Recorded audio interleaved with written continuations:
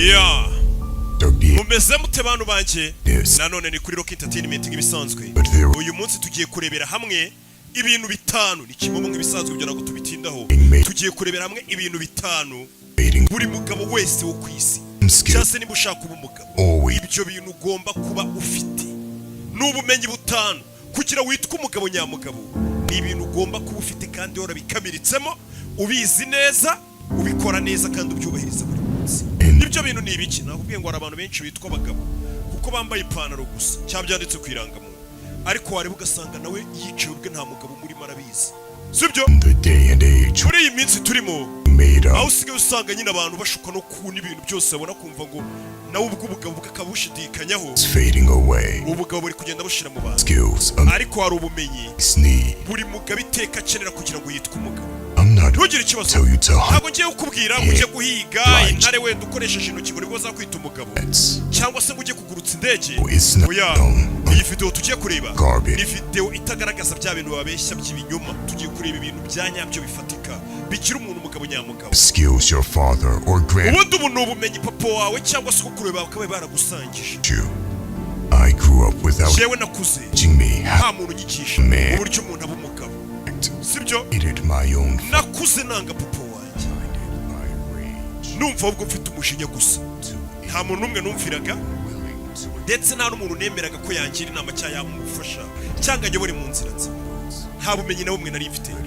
Ikintu cyonyine nari nshoboye ni urugomo no kurwana.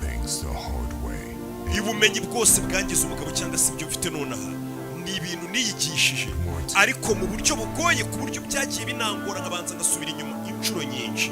Nawe uri kure ushobora kuba ari ibintu ugerageza gukora bikanga ukabona bihora byanga. Nuko wenda buno bumenyi tugiye kuvugaho ushobora kuba utabufite. Iyi video nayikoze kugira ngo nawe uri kureba iyi video bitazakugora wangiza imyaka wiki icyo bita kuba umugabo bisaba iki. Ubyigire hano wihita utangira ugenda ubishyire mu bikorwa. Uyu munsi tugiye kureba ibintu bitanu buri mugabo wese agomba kuba yaraminujemo, cyangwa se ubumenyi butanu ugomba kuba ufite kandi ukoresha neza kugira ngo witwe umugabo hano hanze muri iyi si. Ikintu cya mbere ni ukubanza guhuza n'abandi bantu kandi b'abagabo, kumenyana n'abagabo ugahuza nabo ukabana n'abantu b'abagabo. Apana abagabo nuko bambaye amapantaro, ibyo twabiganiriyeho. Ibintu byose muri ubu buzima tubigeraho kuko twakisha gute? Twabanje guhuza n'abandi bantu. Nta mugabo umwe, ari bya bindi bavuga twakuze bavuga ngo igiti kimwe ntabwo gikora ishyamba. Sibyo? Iyo usiranye n'abandi bantu b'abagabo, ibyo bintu bigufasha kuba byakugeza ku ntsinzi mu buzima bwawe bwose, kandi muri buri gice cyose cy'ubuzima. Nimvuga muri buri gice cyose cy'ubuzima, nuvuga ngo uzahuza n'abantu mukorana gusa. Ya, muri buri gice cyose cy'ubuzima ushobora kwisanga hejuru, ushobora kwisanga muri kariyeri zigiye zitandukanye, cyangwa se mu tuzi tugiye tunyuranye. Hose ukaba ufitiye abantu b'abagabo kandi mubanye neza. Nabayeho ndi njyenyine hafi ubuzima bwanjye bwose, numva ko nihagije, numva ko nzi ibintu byose, numva ndetse ko ari nabyo birenze niteza abantu, numva ko nihagije, ibyo nkora bimpagije ndi njyenyine. Ariko nakubwira ngo nkurikije ibyo nanyuzemo, dufite guhuza n'abandi bantu b'abagabo, dufite kumenyana nabo tukabana. Ntubyumve nabi, nimba nanone uyu munsi ndi kukubwira ngo ukeneye guhuza n'abandi bantu mukamenyana, ntabwo ndi kukubwira ngo ubane n'aba bantu bagusubiza inyuma, cyangwa se ba bantu badafite icyo bakumariye, cyangwa se ba bantu mumenyana gusa mu mayoga cyangwa se mu mico mibi gusa. Ahubwo aho kugira ngo ubana n'abo bantu nanone, nubwo kubwira ngo ukwiye guhuza n'abantu, aho kugira ngo ubane n'abo bagabo b'imbwa, waba wenyine ku giti cyawe. Byaruta kuba uri wenyine aho kugira ngo uri kumwe n'abantu cyangwa se ubana n'abo wita ngo ni abagabo cyane inshuti zawe ari abagusubiza inyuma gusa, ubona nta terambere. Byonyine unarebeye ku biganiro mwicaye muba muganira ibihe binini byanyu.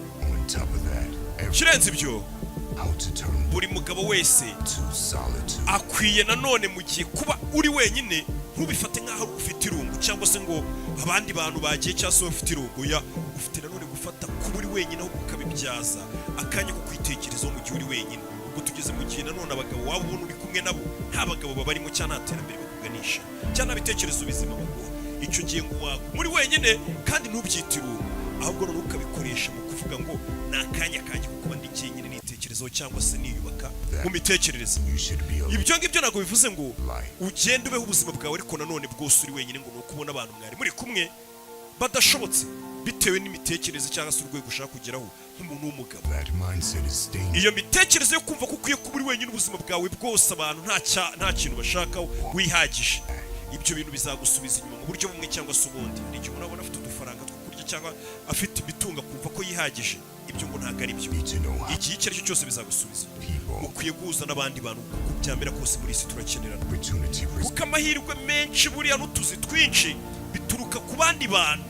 Biragoranye ko muri iyi si ibintu byinshi ukora cyangwa se wakurangira ibiraka cyangwa se wakurangira akazi cyangwa se waguha inama cyangwa wagufasha uri mu kibazo, biragoye cyane ko yaba atari umuntu muziranye cyangwa se uhujwe n'undi muntu muziranye. Akenshi ibintu byinshi n'amahirwe menshi bituruka ku bantu mwagiye muhuza cyangwa mwagiye mumenyana cyangwa mwabanye. Abantu benshi rero babifata uko bitari, iki cyane cyane iyo bigeze mu guhuza n'abantu cyangwa se kubana n'abantu. Abantu benshi mukurikiye ino video muri gutekereza ko ndi kubabwira ngo mukeneye guhura na ba bantu bafite amafaranga ngo baraturi kumwe n'abakene, ariko bashobora kuba ari abakene ariko bafite ibitekerezo. Abantu ndi kukubwira kumenyana nabo b'abagabo ntabwo ari uko ndi kukubwira ngo ni ba bandi bafite amafaranga gusa zangagari ngo tumenyane n'abakire. Oya, hano ngo nicyo kintu abantu benshi bakunze gukoserezaho mu kumva ko ndi kubabwira cyangwa se ukwiye kumenyana n'abantu bafite amafaranga menshi gusa. Ibyo ngibyo ntabwo ari byo. Mukumva ko mukwiye kubana nabo gusa mubakeneyeho inyungu mubakuraho, ngo nibwo mwitwa ko muri kubana n'abagabo. Ya ibyo ngibyo ahubwo aho kubikora, ahubwo tangira uyu munsi wa none wige gukorera abandi bantu, gufasha abandi bantu mu buryo kandi bufite ubusobanuro bufatika. Iyo ukomeje gufasha abantu benshi kugera ku byo bifuza mu buzima bwabo, niyo we nta kintu waba uragera gihambaye, ngo biriya bintu iyo ukomeje kubikorwa n'umuntu uko ari ufasha gukenera ukamuha, yaba ari ibitekerezo yaba ari amafaranga bitewe n'icyo agiye kuyakoresha, ibyo bintu ukomeje gufasha abantu kugera ku byo bifuza. Iyo ufashije abantu bahagije kugera ku cyo bashaka muri iyi si, cyangwa warazamuye abantu benshi, itegeko ry'isi rivuga ko uko byamera kose nawe icyo wifuza mu buzima uba uzakigeraho. Iyo wagize neza mu isi waragiye ufasha abantu benshi, niyo we wajya ubafasha bakakurenga bakaba ari abantu bari hejuru ubona barabonye amafaranga n'ibiki, uko byamera kose icyo nawe ukeneye ngo muri iyi si niko isi ikora uba uzakigeraho. Uko ni ukuri. Urumva wafashije abantu hirya no hino, aho wagera hose ntabwo wabura ugufasha nawe ugize ikibazo. Vuba se cyangwa bitinze, ntukajye wicuza ko hari abantu wafashije wenda ubu ngubu utari kubona umusaruro wabyo. We komeza ukore neza gusa, vuba bidatinze nawe uzaba umutsinzi. Tujye ku kintu cya kabiri, amafaranga. Turi kuganira ku bintu bitanu ugomba kuba waraminujemo mu mutwe wawe bigufasha kuba umugabo muri iyi si, ukavuga ati umugabo. Icya kabiri tugezeho n'amafaranga. Kugira ngo ugire icyo ugeraho muri iyi si, abantu bajye bavuga turiya muntu aricyo ugezeho, ugomba kuba ufite amafaranga kandi ubasha gukontorora amafaranga. Hari ukuntu umuntu ashobora kuba afite amafaranga ariko atayakontorora. Ugomba kuba ufite amafaranga. Ugomba kumenya ukuntu wikura mu madeni. Ugomba kumenya ko ugomba kuba ufite udufaranga two gukoresha mu tuntu twa buri kanya, tuno tubazo duhura hano ku isi. Wishyuye inzu, wishyuye amazi, watanze minerivare cyangwa se wambaye, wagize udufaranga nk'utwo ugomba kuba dufite. Nanone umuntu w'umugabo ugomba kugira udufaranga tugufasha kugira ngo batakunyuzamo ijisho, niko bavuga. Utwo dufaranga ugomba kutugira. Ikindi cya gatatu, nitugamba turi kuganira ku mafaranga, ugomba kumenya gushora amafaranga. Ibintu byo kubika amafaranga mw'abantu mukurikiye ino video mubireke. So umuntu ubitse amamiliyoni n'amamiliyoni kuri konti cyangwa se magana ngahe atashaka kudushora. Mwige gushora amafaranga kandi neza. Iteka ubundi bavuga ko ngo kubona amafaranga bura ntabwo bitandukanye cyane no kubona umukobwa mwiza. Ni amagambo batubwira. Iyo wirutse ku mukobwa ukamugigira, ukamwibanda, ukavuga ati uyu muntu ngomba kumugigira mpaka dukundanye, mbega ugatuma ukamwiruka ko wasaza umwandikira, uhamagara wirirwa umwiruka inyuma, uwo mukobwa iteka kenshi bikunze kurangira no kubona nk'umusazi ati uyu nta mugabo murimo akaguhunga. Ngira ngo murabizi, iyo umukobwa abona umuntu amwizirikaho cyane yarabaye nk'umusazi agira akaguhunga. Ariko iyo uzi ibintu wakora kugira ngo umukobwa akubone, abone kuri umuntu koko nawe akeneye, abone kuri umuntu w'umugabo ari we muhungu ahubwo akeneye, umukobwa icyo gihe uramukura akiza. Ntabwo ari ngombwa ngo uce uhora umwirukaho. Ibyo byo mumaze no kubimenya cyane. Ati amafaranga rero nayo ameze nk'abakobwa. Usanga umuntu abyuka mu gitondo yiruka ku mafaranga, ariko ukabona imyaka ishize ari myinshi cyane, ukabona umuntu ubuzima bwe ntibuhinduka. Ukabona umuntu ahora yiruka ku mafaranga, yiruka ku kazi kamwe, ukabona amaze imyaka 10 agikora ku kazi, nta kintu kimwe ubuzima bwe burahinduka. Mbega amafaranga uri kwiruka umeze nk'umusazi. Ari nabyo twavugaga bijyanye no gukurikira umukobwa. uburiya amafaranga ushobora kwicara neza nk'umuntu udukurikiye ukicara ugategura neza ukareba ikintu wakora amafaranga akenshi akunze kwizanira wiyicariye hamwe bitewe n'ibyo wateguyemo n'uburyo wakoze ibyo ngibyo tukabihuza n'uko nguko twavuga gukurikira umukobwa iyo wicaye umukobwa ashobora kwizana bitewe n'uburyo umwirekamo cyangwa se ibyo ukora cyangwa se uburyo uvugamo bitewe n'imitegurire yawe kandi utamwiritse unyuma wabaye nk'umusazi utanamuhaye ibyo akeneye byose akizana ariyo mpamvu bakubwira ati amafaranga uburyo bwiza bwo kuyabona ntabwo ari ukwirukaho wiruka ku mafaranga cyane umere nk'umusazi yawe utegura uburyo amafaranga azajya yiza kandi nanone ukora cyane bitavuze ngo ukuje gukora ariko se uri gukora iki ugomba kumenya kureshya amafaranga akizana ati mu minsi iri imbere ndashaka kuzabakorera videwo y'uburyo twabonamo amafaranga uburyo amafaranga twayareshya akajya yiza kandi twakoze kandi tutabaye nk'abasazi ngo tuyirukeho ngira ngo ibyo ugiye ubona ukabona umuntu nijoro cyangwa se yiriwe mu mayoga ukabona kurusha amafaranga atanakora cyane ibyo bintu nabyo mukwiye kumenya hari abantu bazi kureshya amafaranga byose ibyo mukicara ukitekereza ibyo ni ibyawe ati fa bidatinze kora subscribe kuri iyi channel Rock Entertainment tuzaganira uburyo ki nk'abagabo twabonamo amafaranga kandi mu buryo butatuvunye cyane tuzajya tuyareshya akiza ibyo bizaba kora subscribe na like kugira ngo icyo gihe cyose kandi no kukazogera nitujya kuri icyo kintu cy'amafaranga aziza ushobora kuvuga tesoroki wafite ayahe kuboneza amatwi muri kano kanya urumva ko urugendo dukomeje kuyabona cya gatatu ugomba kwiga kwirwanaho nimba ushaka kwitwa umugabo hano hanze ugomba kwiga kwirwanaho umugabo buriya afite inshingano muri we ukimara kuvuga ukumva ko uri umuntu w'umugabo cyangwa se nimvuga umugabo n'abagore badukurikiye babyumve namwe birabareba ubu ngubu nta bintu byo kuvuga ngo umugabo n'umugore kuko icyo umugore yakora n'umugabo yagikora ninkomeza kuvuga umugabo ntimugire ngo abakobwa cyangwa abagore murahejwe mwese ndi kuvuga umuntu muri rusange ati umuntu w'umugabo cyangwa se mwese ikiremwa muntu ugomba kuvuga ugahita wiremamo kuba intwaro y'ubwirinzi kandi ukarinda umubiri wawe kuko n'ubundi uko byamera kose buriya inkingi ya mbere yo kwitwa umugabo ni uko uri umurinzi buriya ikintu cya mbere nimba uzi ko uri umugabo waravutse ukabona umugabo inkingi ya mbere kwita kuri umugabo ni uko ugomba kuba uri umurinzi kuba umurinzi rero ni ukuvuga iki ni ukuba ngo ushobora kuba wakwirinda ubwawe warinda abo ukunda wabarinda inzara ntabwo ari ukuvuga ngo barinde byo kubarwanirira ngo barinde ikibuya kuba wabarinda inzara wabarinda guseba wabarinda muri rusange ijambo kurinda nawe ugenda wongeraho n'ibindi byose ushaka ukivuga uri umugabo ufite inshingano zo kwitwa umurinzi ukarinda umubiri wawe ukarinda ibitekerezo byawe ariko nanone tukwiye no guhera ku mubiri wawe ukora siporo ukarinda uwo mubiri wawe ukageza mu mutwe ukirinda kugira ngo uzabashe kwirinda nawe ubwabone n'uburyo bwo kurinda abandi bagukikije yaba ari umuryango wawe yaba ari inshuti zawe cyangwa se n'abandi bose ukunda yaba n'igihugu cyawe ukakirinda ugomba kuba uzi kwirinda gusa nanone iyo tuvuze ngo ni ukwirinda birenze bwa bushobozi nakubwiraga bwo kuvuga ngo ndi umusore ngo nabasha kwirinda umuntu aje ngo namukubita igipfunsi nkamukura amenyo si yuko kwirinda ndi kuvuga ibyo mvuga byo kwirinda birenze ibyo ngibyo ufite kwirinda mu byerekeranye no mu mitekerereze yawe umva ikintu ndi kukubwira wa mugabo ukirinda abantu bashobora kuba baza bakakoza mu mutwe bakagushyiramo ibindi bintu wowe kandi atari byo ukanabyizera ukagira ngo nibyo ukirinda izo propaganda cyane cyane izo ubona ku masocial media ujya ubona amasocial media ari ibintu mbona ukabona abantu bose basigaye babikora ukabona abantu bazi ko kugira ngo witwe umuntu muzima ari uko ukora ibyo abandi babonye bapostinga cyangwa se ubuzima bw'abandi bari gukora hari ibyo bisigaye bishyira abantu kuri purisha ukabona abantu basigaye baspendinga amafaranga bakoresha amafaranga arenze ayo binjiza kugira ngo nabo bambere nk'ibyo babona ku mbuga nkoranyambaga izo ni propaganda ziba zarashyizweho kugira ngo nyine abantu bacuruze babashe kwinjiza ati ibyo bintu byose nabyo ukabyirinda aribwo bwirinzi twavugaga ukirinda n'ibyo ubona kenshi rega mu makuru n'ibyo ubona mu makuru buriya byose akenshi ntabwo biba ari byo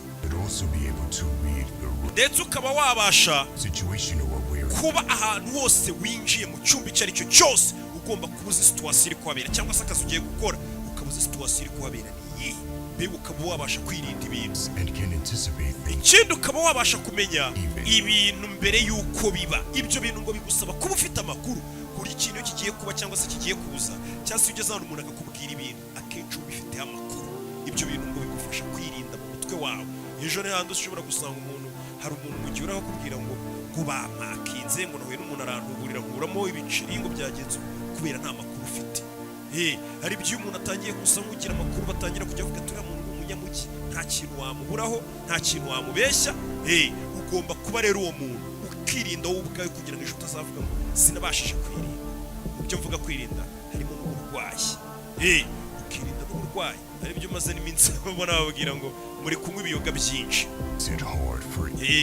nyijima iragenda igapfa n'ibindi byose, ubusambanyi, ibyo byose bababwira ukabasha kubyirinda. Mbere yo kurinda abandi mbega ukabanza ukarinda wewe.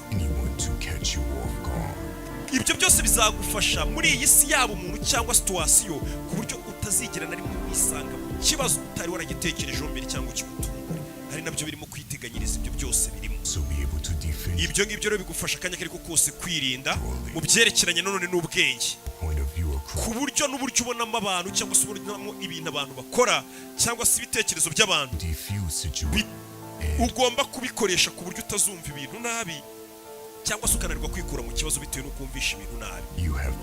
Ufite inshingano zo kwigira wowe ubwawe intwari ikomeye cyane mu bintu byose cyangwa se muri situwasiyo zose z'ubuzima hose, ukaba ufiteho amakuru ku buryo nta kintu cyagutungura. Umuntu arava mu kazi ke yakoraga cyangwa ubuzima abayemo, yagera mu yindi karitsiye cyangwa se yagera ahandi hantu ukahita ubona abaye umudage, abaye umujangweri, ibintu byose biramucanza, akeneye abantu bamusobanurira akantu kandi yafata telefone yajya ku mashini ibintu bikamucanga, akeneye abantu babimufasha. Ibyo byose ugomba kuba ushobora kubyirinda. Niho iyo udafite amakuru abantu bashobora kuguhera bakurya, bakubeshya, bagutuburira. Ugomba kuba mu bintu byose bibera kuri iyi suzi, ugomba kuba ufite amakuru, utitaye ngo uri umuntu mukuru ufite imyaka ngo myinshi kubera ngo ni iby'abana batoya. Oya, ugomba kuba byose ubifite amakuru. Nimba ari n'izo mbuga nkoranyambaga abana bariho, wowe ukumva ngo warakuze, ugomba kuba uzi bakoreraho ibiki, zikora zite. Ushobora gusanga umwana wari kwiyandarikiraho cyakoreho n'ibintu bibi cyane. Abantu benshi bafite ukuntu bakunze kumva ko ngo batakagize ubushobozi bwabo, batekereza ko ngo njyewe ngiyo narakaye ngo ibintu nshobora guhita mbikemura ako kanya ngo nzi kwirinda, ariko si uko bikora. Ntabwo akenshi tuzamurwa n'ibyo duteganya kuzakora, wapi, ahubwo nanone buriya n'ibyo tugerageje gukora tukagwa tukisanga hasi, ujya uba warateganije uvuga ati nisanze hasi iki kintu cyanze nakivamo gute. Ibyo bintu rero ugomba guhora wituza buri kanya. Ari byo bakubwira bati buriya ushaka amahoro witegura intambara.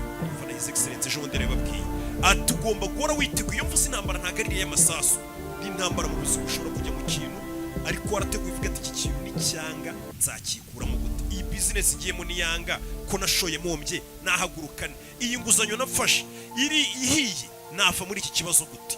Ibyo byose ngo ugomba kuba warabyiteguye. Ariyo mpamvu ngo umugabo agomba kwitwa umurinzi, ukabyirinda mbere y'uko biba ibyo byose. Tujye ku cya kane, ugomba nanone kuba uri umuhanga mu byerekeranye no kuvugana n'abantu cyangwa se kubabwira icyo ushaka kubabwira, bose b'ingeri zose. Ubwo ni ubumenyi bwaka n'umuntu w'umugabo agomba kuba afite kugira ngo yitwe umugabo. Kuba ushobora kuvugana n'abantu bose ukababwira icyo ushaka bakacyumva, kandi none kikaba ari ikintu kizima. Ati nimba utazi kuvugana n'abantu ufite ibibazo kugira ngo uzitwe umugabo biragora. Uvugane n'abantu babibone bavuga ati uyu muntu afite ibitekerezo. Icyo kintu ugomba kumenya ko ubwo bumenyi hari ahantu benshi babyigisha, bashobora kwigisha kuvugira imbere y'abantu, kuvugana n'umuntu. Ibi byose nabyo tuzabikorera video yabyo, nzanabahuza n'umuntu umutoza muri byo cyane cyane. Buri muntu wese agomba kuba umuhanga mu byerekeranye no kuvuga, cyane cyane iyo ushaka noneho kwitwa umuyobozi. Buriya ngo umugabo wese ahantu arakwiye kwitwa umuyobozi cyangwa yifuza kuba umuyobozi. Ushobora kuba umuyobozi w'igihugu, ushobora kuba umuyobozi w'umudugudu, ariko ushobora kuba umuyobozi w'urugo rwawe. Imbere y'umwana wawe uri umuyobozi, ibyo murabizi. Imbere y'umugore wawe nanone umugabo hari ukuntu bamwita umutware w'urugo. Buri muntu wese akenshi nimba uzi kuba umugabo, akenshi kugira ngo ube umugabo bigusaba kuba ushobora kuvuga. Umva neza nkubwire rero, hari ubwoko bugera muri bune bw'imikominikire abantu bavugamo cyangwa se bamenyesha bashobora kugaragariza abantu icyo bashaka kuvuga cyangwa ibitekerezo byabo. Muri ibyo bitatu, icya kane turi busorezeho nicyo cyonyine umugabo akeneye. Ibindi bitatu tugiye kubanza nibyo kwirinda ntabwo mubikeneye. Icyo mukeneye nicyo cyonyine icya kane tugiye guheraho, nako iki turi gusorezaho. Mbere na mbere, hari umuntu ubona ibintu akabyirengagiza, kwa kurenzaho. Mu kinyarwanda cyiza ni ukurenzaho.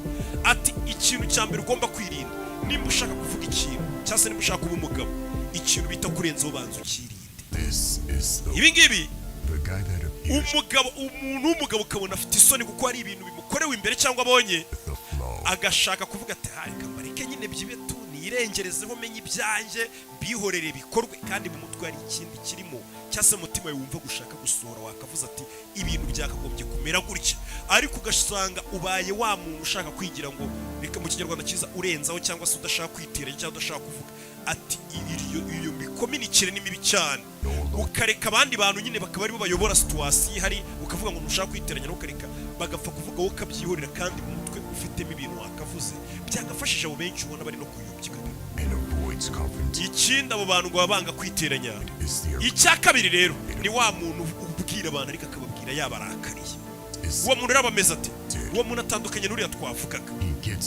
Uwo muntu ni umuntu ushobora kuba yaza akababwira ko ibintu mukora kandi bigakorwa, ndetse ariko uwo muntu akabibabwira mu buryo bubi, yabarakariye, ari kubwira tuvuga abakozi be, ari kubwira umuryango, ari kubwira abantu ati ibintu dushaka ko bikorwa gutya. Wa muntu wari igize intare y'inkazi mu bivugire nyine, ahora avuga asa nk'utongana, avuga tuka abantu, abwira abantu nabi. Ati uwo muntu birashoboka kenshi mu mutwe nyine bafite ibitekerezo, abagabo bafite ibitekerezo bizima, kuko abona ko ibyo bintu ariko byagakozwe, ariko akabibwira abantu mu buryo bubi bubarakariye, batuka, basuzugura, ubona atabashima na gatonya bakoze. Ati uwo muntu akora ibintu kuko abantu bakabikora, atari ibyo bintu ntabwo biba bizaramba, kuko abantu ntabwo baba mwimvumo, baba mwanga.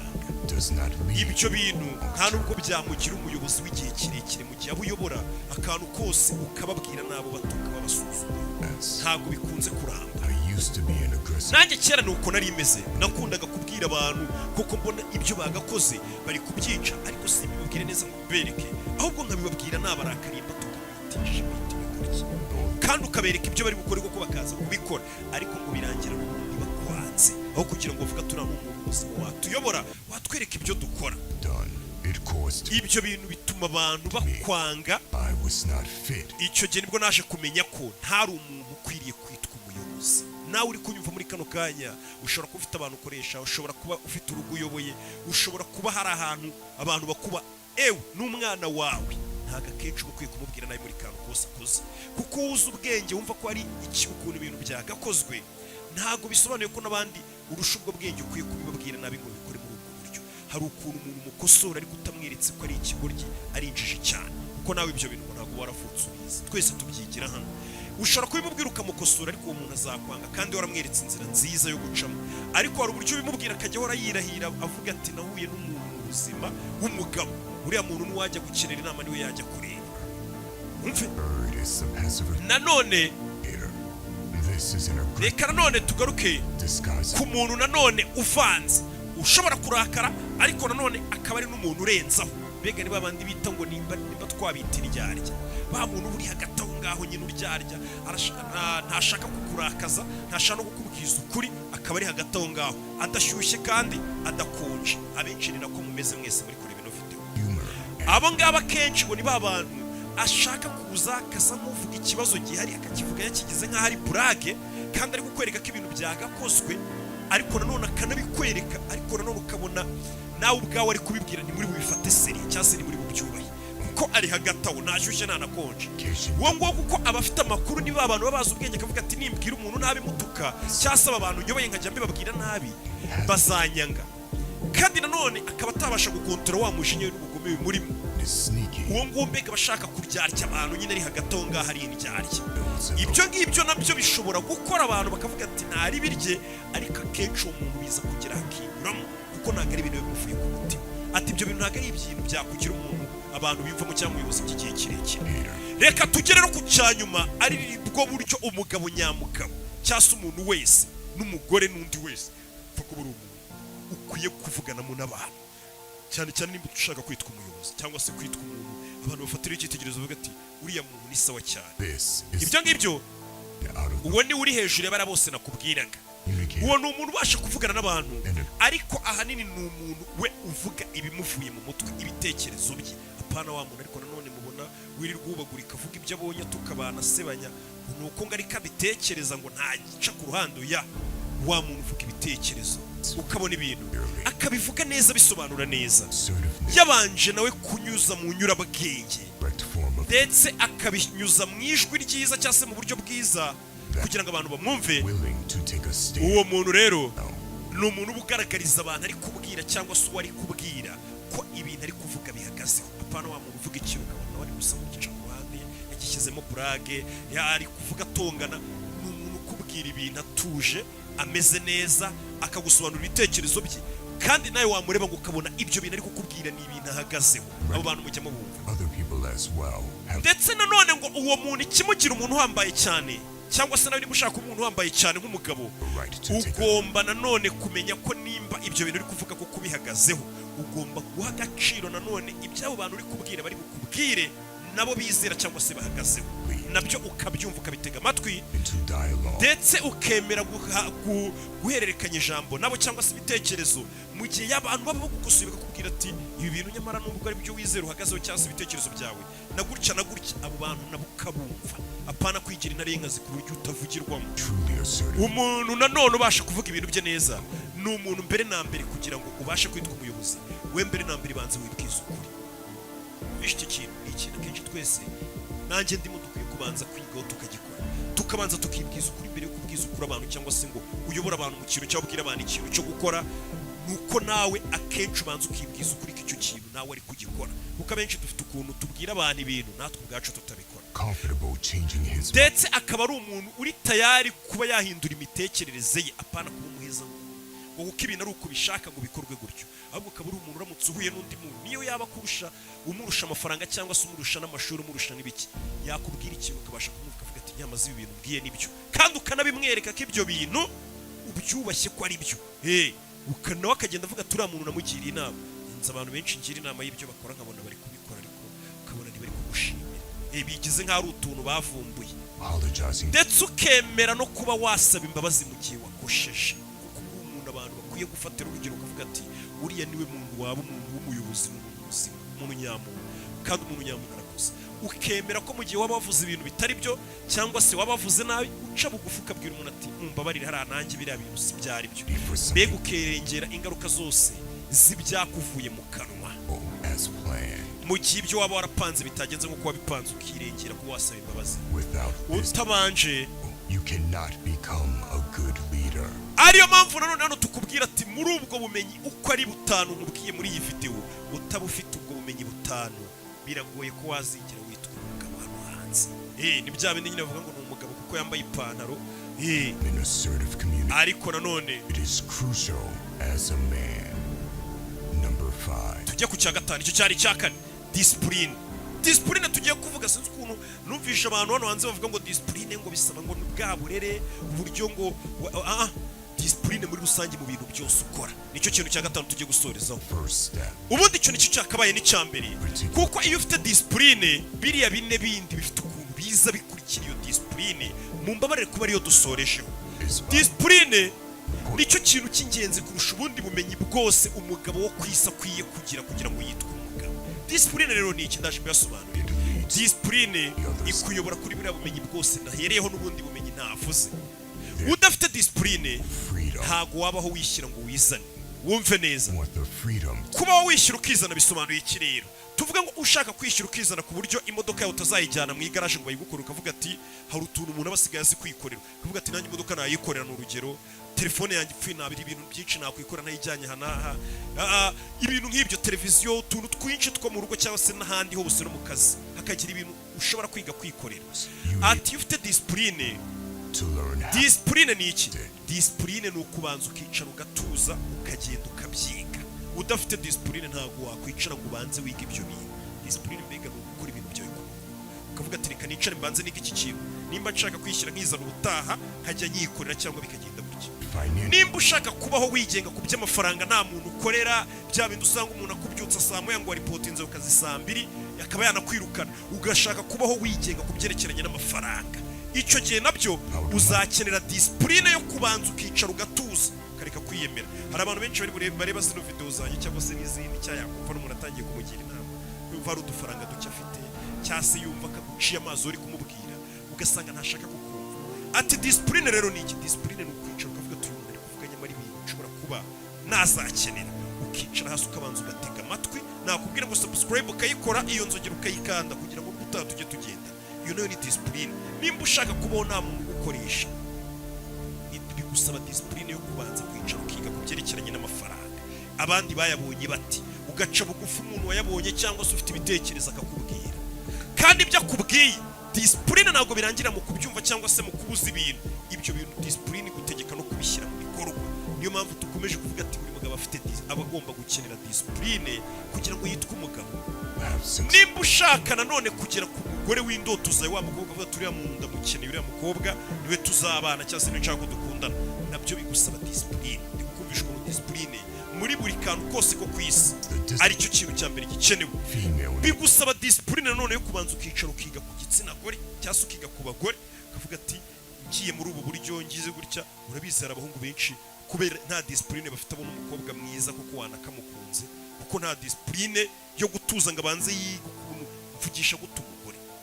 Gusa abakobwa bagenda batura mu ni discipline buryo avugisha igitsina gore, buryo yitwaramo imbere y'igitsina gore, ukabona umukobwa arakubonye kandi nta n'umutima mubi ufite pe, ariko akumva ko atari we muntu ukwiye kuba mukundana cyangwa mwana abana. Ariko ugasanga hari umuntu w'umumeni kuko yabanje kwicara agatuza iyo discipline akamenya ati nyamara binjirira gutyo umukobwa, ugasanga aramugutwaye ari nawe mbo bari inzererezi ziraho. Ati ibyo byose ni discipline yo kubanza ukicara ugatuza ukiga ikintu. Ni discipline yo kujya muri siporo mu gitondo ukavuga ati ndabyuka izisange muri siporo. Ni discipline kuvuga ati mu rwego rwo kurinda umubiri wanjye ntazarwara ibi bintu by'imyijima n'ibiki n'ibindi birwara, ngomba kunywa mu rugero gutya nkagira kandi iminsi nywera, atari ukuvuga ngo ni ukunywera mu kigare ngo nukahahiye ngo nuko abantu bose bari Iyi video rero ibaye ngufi, tuzakomeza tugenda tubaganiriza kenshi ku bumenyi ubundi umugabo nyamugabo akwiye kugira ngo yitwe umugabo. Ariko nari nahereye ku ngingo 5 zishobora kuba zagufasha muri iyi minsi kuba wagenderaho, kandi nimubyumve gusa mubishyire mu bikorwa. Sibyo? Mutekereze cyane ku cyo bisaba kugira ngo umenye nanone ukuntu discipline ari ikintu cy'ingenzi. Abantu badafite discipline basigaye bumva ko ngo kugira discipline ngo uzabona abantu bakubwira ngo dufite kwishyira tukizana, ariko udafite discipline buriya nta kwishyira kwizana ufite. Hari abazi ko ngo kwishyira ukizana cyangwa se kwibohora, ngo cyane nk'abakobwa hano bari kutubwira ku bagore. Hari abakobwa cyangwa se abagore bagenda baryamana n'abantu bose, ngo nta sheri mfite, nta mugabo nkeneye, agenda aryamana n'abantu bose abonye, yarara mu mayoganywa, akumva ngo kwishyira ukizana ngo ni kuba ubuzima nshaka, ubayeho ubuzima n'ubwanjye nta muntu ubutegeka, akumva ko nguko ari ukwibohora. Ntabwo ari ukwibohora, kuko ni ukwibohora na discipline ngirimo.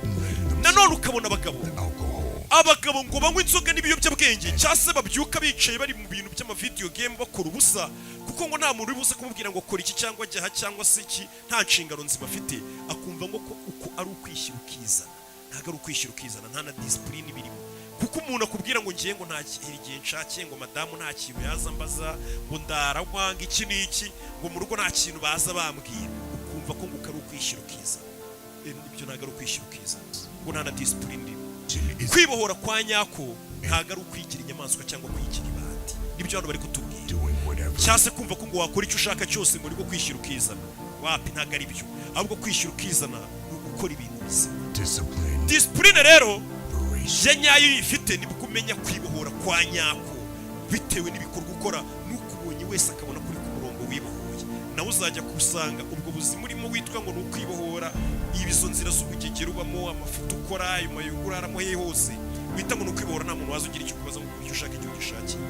Ibyo bintu bizagira igihe kubyibohora bikunanire, nibwo uzamenya ko discipline wari uyikeneye kugira ngo wibohore mbere, kuko umuza abantu badashobora kwikura ku biyobyabwenge. Byarababoshye kandi batangiye ngo bumva ari amaniga ngo wana ngo twibohore mani, ngo turi free man, wapi, ntabwo ari byo. Ubwo bakaba batabasha kubyikura. Hari igihe uri kwibohora kwa nyako no kugira discipline. Hagati aho rero ikindi nababwira, mwibuke gukora subscribe kuri Rock Entertainment. Iyi ni YouTube channel ahanini nashyiriyeho, cyangwa se mba nekereza ko gahunda nini tuyifitiye ari ukugira ngo tutume abantu baba beza kurushaho, n'isirega muri rusange tuyisi ukuntu tutayisanze. Nimba ushaka kuba umuntu w'umugabo, nimba ushaka kuba umugore muzima, nimba ushaka kuba umuntu ufite ikintu kizima, n'igihugu cyawe kivuga ati igihugu mbamo hari icyo nakimariye, cyase umuryango wawe, iyi niyo YouTube channel kwikora kuzose mbere y'izindi zose. Ciao ciao, kibanye takimwe.